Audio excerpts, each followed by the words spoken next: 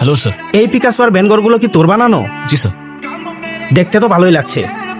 Master copy sir, same to same, exact replica. দাম কত? দাম 4000। আমারে কি বলত পাইছিস নাকি? নকল জিনিস এত দাম দিয়ে কেউ কিনবো? যে আর্টের ভ্যালু বুঝে সে নাই স্যার। আর তাছাড়াও অরিজিনালের মতো প্রত্যেকটা ছোট ছোট ডিটেলে নজর দিতে হয়।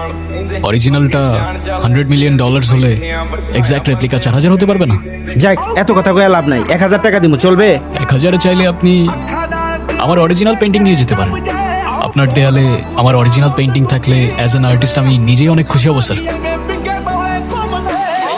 তোর অরিজিনাল পেন্টিং দিয়ে আমি কি করবো? 1000 টাকা তো দূরে থাক, 100 টাকা দিয়ে ওই বাল ছাল কেউ নিবো না।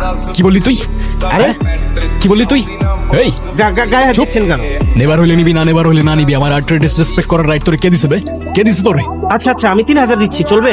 আবে 3000 কেন, 3 লাখ দিলেও তোর কাছে বেচবো না আমি। চল ভাগ সালা। Sorry sorry.